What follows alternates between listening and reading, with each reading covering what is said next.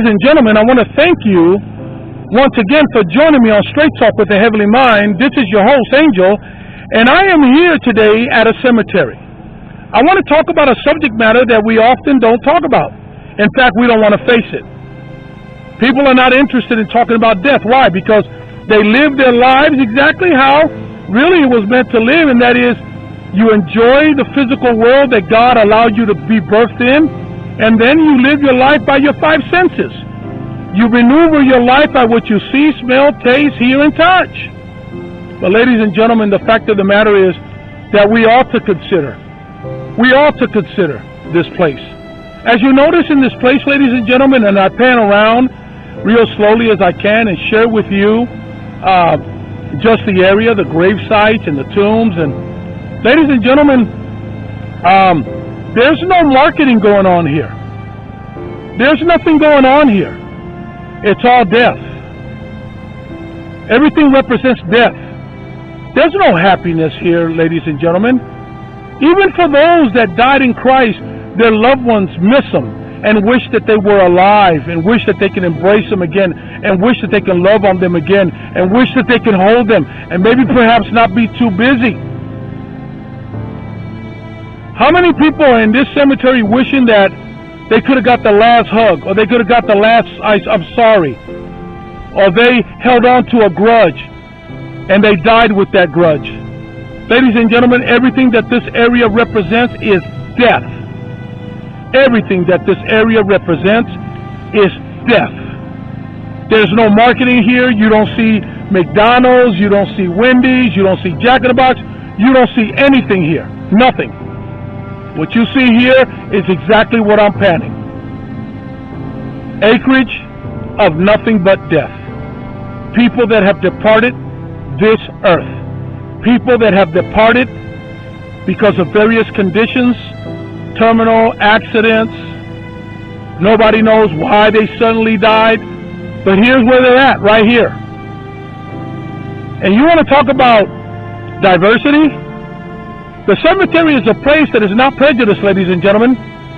It's not concerned whether you're black or white or Asian or African American. It doesn't matter.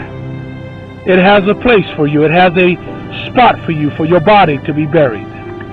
And so at the end of the day, ladies and gentlemen, you need to ask yourself a very important question. How I live my life will determine where I end up in eternity. And then the question is, where am I going to end up in eternity? I never really considered that.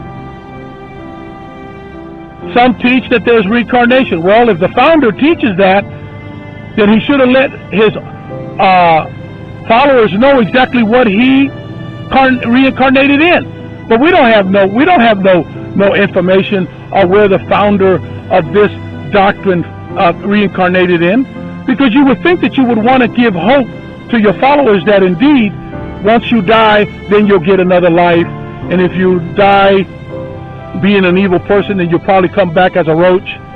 But if you lived a very good life and helped everybody else, then you come back as an angel or a star, or just get another chance at life. Ladies and gentlemen, we really need to give homage to the question, where are you going to end up? Because I'm going to say it again, how you live your life will determine where you end up in eternity. So many different types of tombs here. You got very expensive tombs, which means that people had money to bury their loved ones.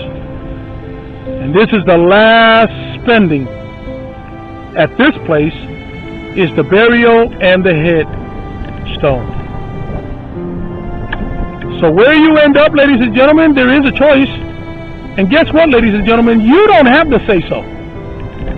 Eternity is God's program. And whether you like it or not, I don't care. I'm not going to debate you. I'm not going to sit here and begin to argue over facts. This is not a conspiracy. I'm showing you evidence. This is not misinformation. I'm showing you evidence. I'm showing you evidence right here. This is a cemetery, and they are the tombs, and they are the various grave sites. So I'm not promoting conspiracy or trying to give you misinformation. I'm just trying to share with you a place, one of many of thousands of cemeteries around our country, that they all have the similar kind of layout. People being buried with a headstone. And in that, on that headstone basically tells you the day that you were born into this physical world and the day that you departed. There's no U-Hauls here. There's nobody selling anything here. There's no salesman here wanting to sell anything here at all. Their loved ones come, they visit, it's a private moment, and that's it. The rest is up to you. So once again, have you considered that after you've done all that you've gone, after you have gained the whole world, after you've exchanged something for your very soul, have you pondered that you may eventually lose your soul? When you enter eternity places, there is places that your soul will engage in. Now, you can deny, you can argue, you could turn the channel. Hey, that's your prerogative. I'm not forcing nothing down your throat. I'm just bringing a subject matter that I think should be brought up. And it should be provided to you. And at the end of the day, I care enough to come here today and share with you the burying business. This is what it looks like. This is what it looks like. Some of these tombs are slanted, like as you see this one right here. And some of them are just exactly what they are. Old, dirty because of the environment, the weather environment, a lot of rain, with a lot of junk and so forth. But that's not the point that I'm making here. It doesn't matter how beautiful your tomb is and how much you've spent the money here for a beautiful burial. The question is, where do you go after you have died? Because how you live your life will determine where you end up in eternity. There's no arguing here. There's not even a conversation going on here other than the people that are cutting the grass and perhaps people that are coming to visit their loved ones, talking to an empty grave full of nothing but bones and dust. They can't respond back. How many silent confessions have been shared here? How many people have come here and have said, "Mom, I wish I would have been around. You called me for so much. You called me to help you, and I was so busy that I didn't come by and help you. You was lonely, and I didn't come by and visited you, Dad. Or I didn't come by and visit you, Mom and Dad. Honey, I wish that I wouldn't have been so busy with my career. I wish that I could have had time to love you. I didn't know that you were sick. I didn't take the time to really even watch you or even care enough to see you or talk with you." How many people are here with those kind of testimonies? I struggled for so many years to just hear a simple "I'm sorry" from you, and I never got it, and I died with that desire. You offended me, and I carried your offense for so many years because I didn't know how to release it, and I died with a hurt, emotionally hurt.